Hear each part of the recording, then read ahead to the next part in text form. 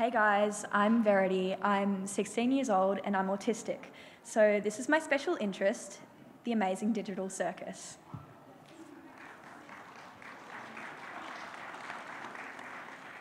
The Amazing Digital Circus is an indie animated web series on YouTube with 6 episodes released and 9 planned in total.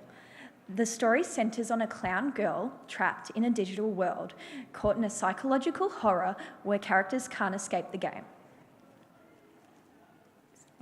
The AI ringmaster Kane controls their fate, orchestrating chaos and madness to prevent them from going insane as it takes their minds off an escape. As each episode airs, fans eagerly speculate on which characters might abstract and how they could eventually escape. Why do I love the Amazing Digital Circus so much? The Amazing Digital Circus provides a sense of relatability and representation I don't often find in media as an autistic person. Although none of the characters canonically have autism, they have certain traits and personalities that I relate to on a deeper level. And let's get real, the representation we do actually get isn't exactly accurate. So I have gone ahead and analysed the characters so you can get an idea of how I relate without spoiling the storyline. Pomni, the main protagonist of the Amazing Digital Circus, is thrown into chaos after putting on a mysterious headset. As the newest arrival, she's suddenly forced into a strange, unpredictable world. She struggles to connect with others and is often overwhelmed by the endless sensory input of the digital circus.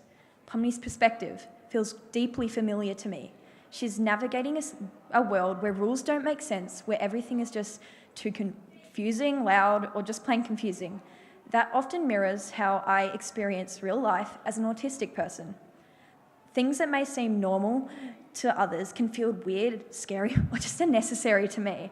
Through Pomni, I see my own challenges, the anxiety of new environments, the struggle to decode social rules, and the constant work it takes just to exist in a world that wasn't designed for you.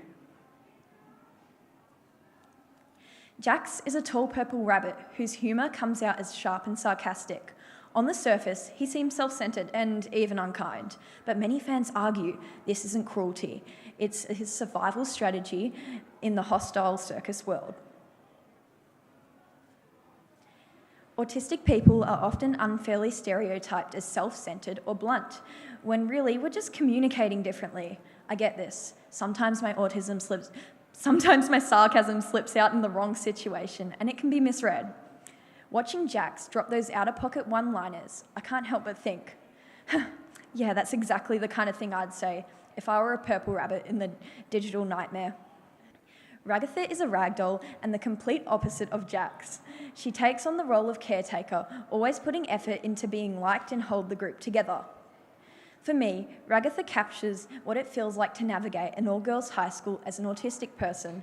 There's this constant balancing act, trying to find people you truly connect with, while also trying to stay genuine to yourself. That pressure to fit in while still being you is exhausting, and Ragatha's struggle reflects that perfectly. Thanks to the ICANN network, I've learnt I don't have to do that alone. Gangle is a character made of ribbons with 2 interchangeable masks, one smiling and one sad, inspired by the classic theatre masks of comedy and tragedy. Gangle's happy mask feels like the way I sometimes put on a performance to fit in with neurotypical people, but by the end of the series, Gangle learns it's okay to take off the mask and show how they truly feel. That resonates with me deeply. As I grow older, I've realised it's okay to be openly neurodiverse, and I don't have to hide behind a mask just to belong. The community and the lasting impact.